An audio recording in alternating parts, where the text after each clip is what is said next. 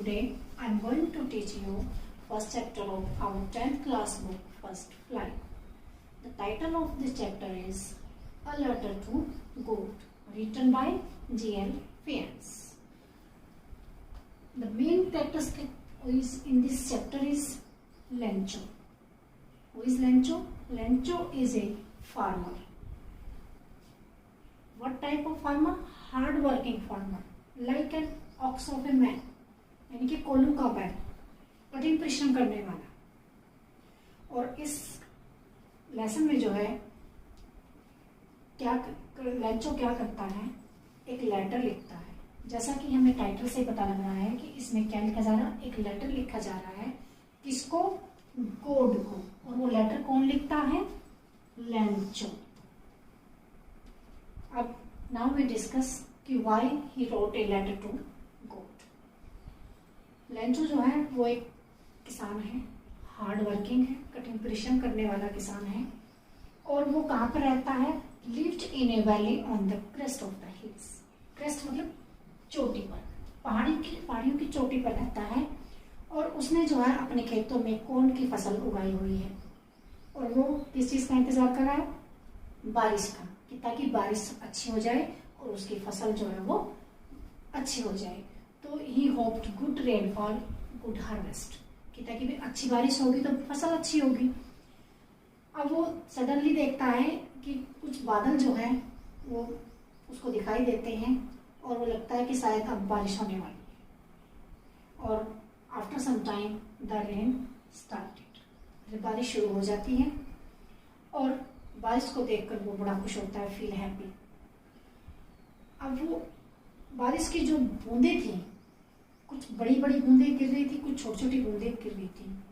He wants to touch and feel rain drops. So और वो फिर उनको बाहर जाता है और उनको जो रेन की जो ड्रॉप्स थी वो उनको टच करता है, फील करता है, देखता है। और वो कंपेयर करता है जो बिग ड्रॉप्स हैं रेन की, बारिश की जो बड़ी बूंदें हैं, उनको वो किससे कंपेयर करता है? 10 सेंट्स से। और स्मॉल ड्रॉप्स ऑफ रेन को 5 सेंट्स से कंपेयर करता है। बट आफ्टर सम टाइम जो रेन थी वो रेन चेंज्ड, किसमें बदल जाती है? Hello storm. हेल स्टॉर्म मतलब ओलों की बारिश में। ओले गिरने शुरू हो जाते हैं और बारिश जो है वो ओलों में बदल जाती है और उसकी फसल जो है वो मतलब नष्ट हो जाती है। किसके कारण? हेल स्टॉर्म के कारण। उसकी जो क्रॉप्स मतलब फसल, उसकी जो फसल है वो खराब हो जाती है हेल स्टॉर्म के कारण। अब वो ये सोचकर कि अब तो उसकी फसल खराब हो गई, वो बहुत बड़ा दुखी होता है। तो वो सोचता अब क्या करे। तो उसका जो फेथ था, वो भगवान में बड़ा विश्वास रखता था। अब उसने सोचा कि अब तो भगवान ही जो है वो उसकी मदद कर सकता है। तो उसने क्या किया?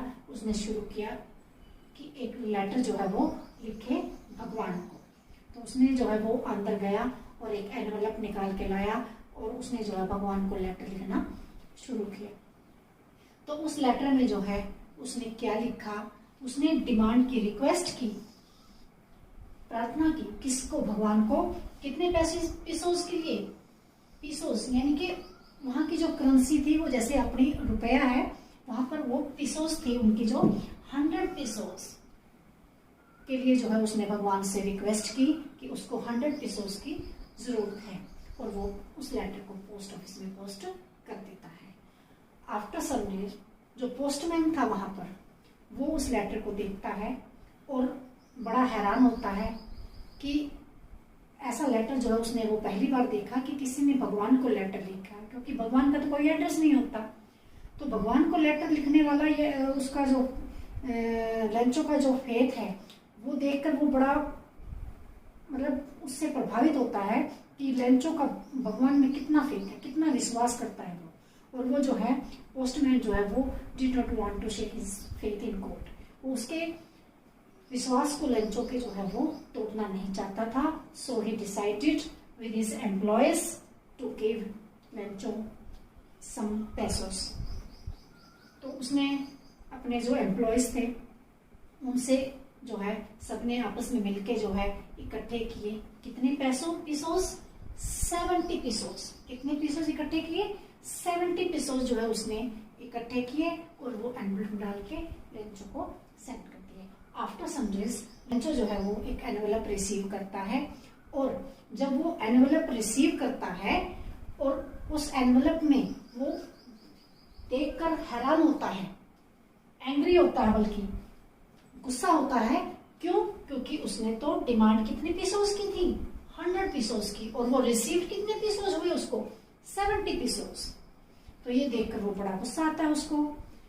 अब वो फिर क्या करता है, भगवान को वो दोबारा लेटर लिखना शुरू कर देता है। तो उसने दोबारा लेटर जो भगवान को लिखा, और अब की बार उसने भगवान से क्या बोला कि अब की बार भगवान, अगर आप जो मेरे रेस्ट ऑफ मनी, यानी कि जो रिमेनिंग मनीज है, जो बचे हुए जो पैसे हैं, वो ना भेजे, किसके थ्रू?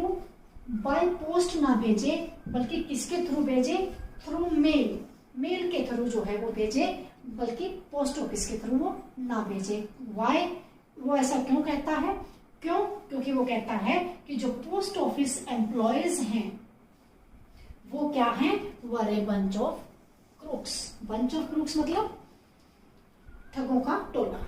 तो वो पोस्ट ऑफिस के जो एम्प्लॉयज है वो उनको क्या कहता है? बंच ऑफ क्रूक्स, ठगों का टोला कहता है। क्यों? क्योंकि उसने डिमांड तो 100 पीसोस की थी और उसको मिले कितने? 70 पीसोस। तो वो क्या सोचता है लेंचो कि जो वो रेस्ट ऑफ मनी यानी कि जो 30 पीसोस हैं वो पोस्ट ऑफिस के जो कर्मचारी हैं उन्होंने उन पीसोस को रख लिया। बट रियलिटी क्या थी कि हेल्प पोस्टमैन और जो अदर एम्प्लॉइज थे उन्होंने वो इकट्ठे किए थे 70 पीसोस, और गॉड की तरफ से जो है उसकी लेंचो की मदद की थी। लेकिन बट जो लेंचो था वो सोचता था कि जो ये मदद है वो किसने की है? उसकी गॉड ने की है। तो उसका जो फेथ है इस लेसन में, कि उसका भगवान में जो फेथ है वो बहुत ज्यादा विश्वास रखता है, और वो सोचता है कि हर हालत में, हर मुसीबत में जो है वो भगवान उसकी मदद करेगा।